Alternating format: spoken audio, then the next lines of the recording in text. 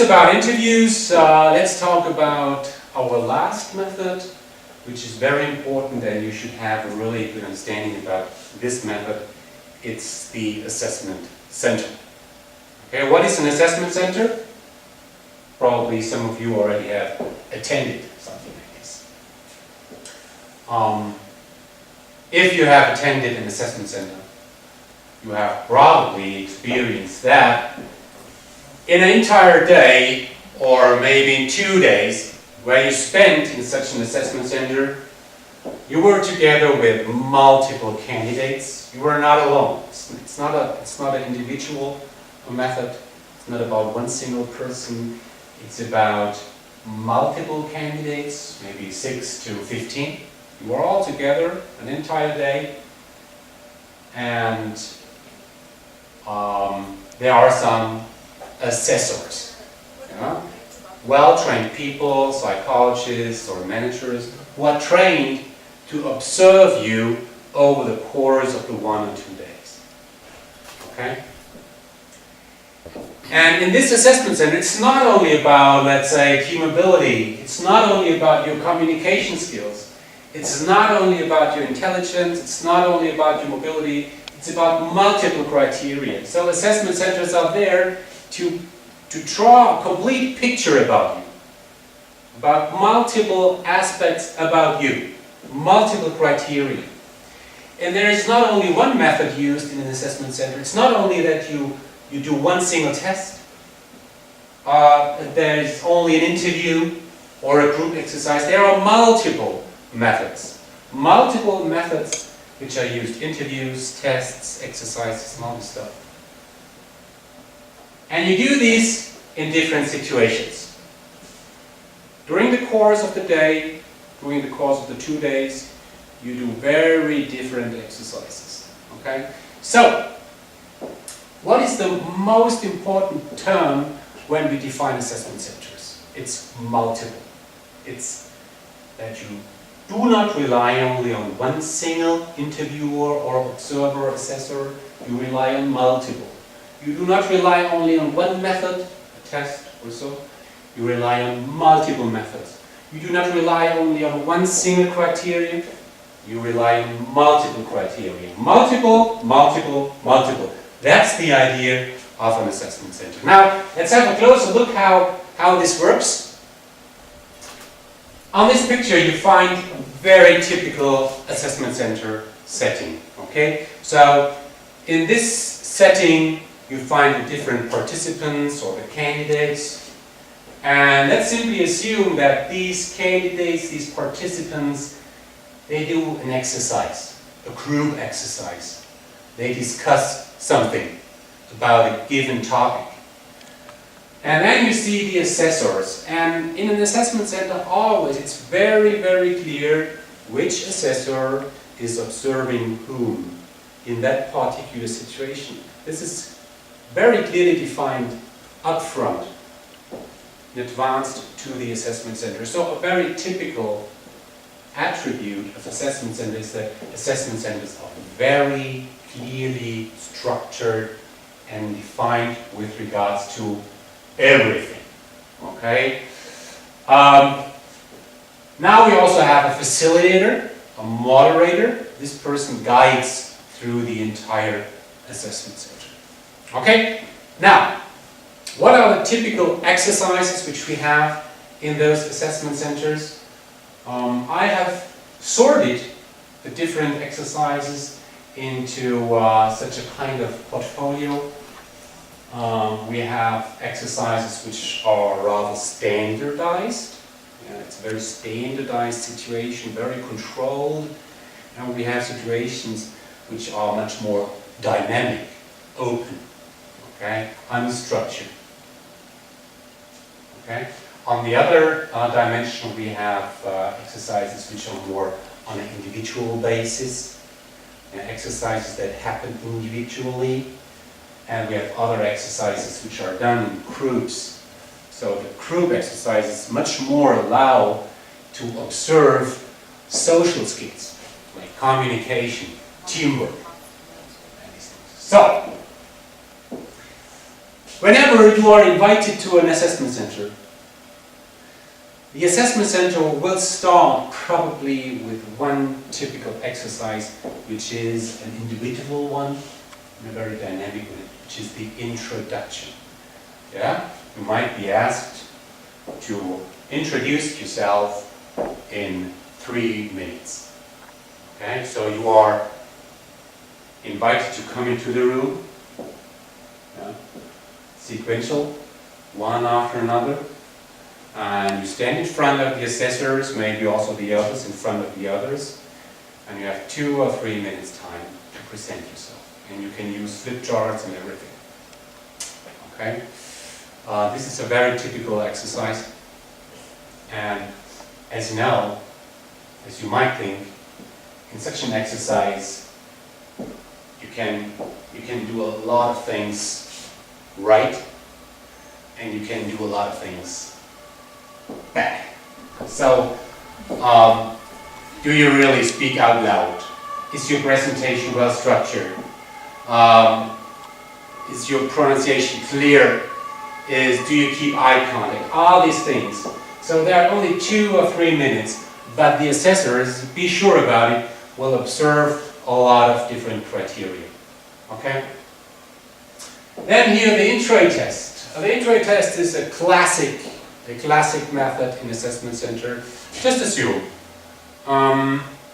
you're back from holiday, you come into your office and you have a bunch of emails, documents, and you have 20 minutes time to deal with these mails and documents, because after 20 minutes you have to leave your office because you have to go to the airport or do something. Okay? So this is a very clearly structured exercise where you get these fake emails, and what you have to do now in these 20 minutes is you have to read through the material, you have to prioritize, you have to be able to distinguish between what is important, what not, what to do, you have to use a schedule and everything. So the idea is with such an intro test, Postkalkübung in German, with such an intro test, you can really see whether people are structured, whether people are able to organize their lives, their work. Okay? Then, of course, in some assessment centers, psychometric tests are used. These are the typical tests which you already have discussed, like personality tests or intelligence tests, things like this. Okay? Now, let's go to the right-hand top side. We have, for instance, role play, in a very dynamic version. Let's assume a very classic one, maybe a little bit silly one. Imagine you fly with a balloon, right, in a group of 4, and the balloon is filled with helium, and the balloon is losing gas. So the situation is that in order that 3 people will survive, 1 single person has to jump. Okay? So you must discuss in this group who will jump. That's kind of silly, but yeah. You can do a lot of things wrong in this case, of course, and a lot of things right, as always in those exercises.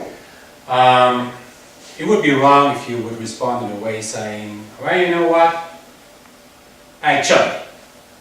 Simply jump. That would kill the exercise.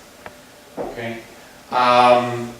It would not be a good idea either if you would say, you know what, we can discuss over hours, I will never jump. I will not jump at all. What would be expected in such a situation? It would be expected that you listen to the arguments of the others, that you can relate your own arguments to those of the others, that you are able to follow the discussion, maybe that you also can take over some leadership, encourage others to bring up their arguments, reflect on different perspectives and so on, and play an active role in such a situation in order to find a common solution. Okay. You can do this role play without dedicated roles, or you can do this role play with dedicated roles. That would mean that maybe you are a doctor, you are a lawyer, you are an engineer, and you are a priest. And now please argue. So the one who is an engineer might say, well, I'm an engineer, and maybe I can fix the problem. And I can avoid that there is a second person who will jump. Somebody else will say, oh, I'm a priest, I can pray for us, and I have more power in doing this. I have a shorter line to our boss. So, okay, so these arguments can be brought up. In some assessment centers, as you can see on the middle, in this slide, on the top, meet employees. In some assessment centers, you can meet actual employees. You can talk about the reality, the work, the culture, and all these things. It's that you get a little bit closer to the employer. You get a better understanding about the employer as such. This is a new idea, but it's more and more done. Okay? You all know what a business simulation is. You do it in a specific course with a computer. You do some business scenarios. You have to make decisions. You have to draw information. So in such a simulation, you also can do a lot of things well and some other things wrong. Group problem solving. You get a bunch of paper and tape, and you simply have to build a tower. Okay? So, you see there's a huge variety of different exercises. Okay? I'm sometimes asked, also by students, hello, Mr. Trost, Professor Trost, I'm invited to an assessment center. Do you have a tip for me? A special hint? How should I prepare myself? My recommendation to you is you should be informed about what's going to happen in such an assessment center. Yeah, as today I've shown you some exercises, so you should know what will happen, what is that, what is an assessment center, of course. But the two main recommendations are, first, go to bed early and sleep well the night before, because such an assessment center is really exhausting. It's very intense, so be in good shape. Okay? My second recommendation is be who you are. Really, be who you are. You will not make it to be somebody else in an entire day. So, I mean, the assessors are not dumb, and they will realize whether you really are how you behave. And you can tell it immediately. Really. In my career, I've experienced some assessment centers, and there are these typical assessment center trained candidates, and they try to behave in a very specific way. They want to meet the expectations of the assessor, which by nature is fine, but normally they do it in a very extreme way. So I remember the first exercise, the introduction.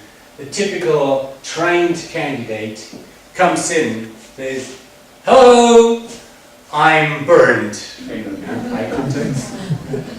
Now I will present myself to you. I have structured my presentation into 3 steps: my childhood, my youth, my time as a student. Yeah. Using the flip chart, media usage. If somebody acts in this very extreme way, that's really, you think as an assessor, oh man, this guy really sucks. Or think about this exercise about the paper and tape, where the crew has to build a tower. Don't show too extreme leadership skills. If you start an exercise in a way that you say, okay, what is your idea? What is your idea? What is your idea? And you try to guide these people. you will immediately feel that the others feel that, oh, this person really is in pain. So be who you are, and don't act in a way as you think it's expected from you. Okay? Whenever assessment centers are done, there is architecture behind. It's just like this. It's a matrix, and as I said right at the beginning, in every assessment center, different criteria are measured. For instance, leadership, communication, intelligence, mobility, intercultural sensitivity, organization.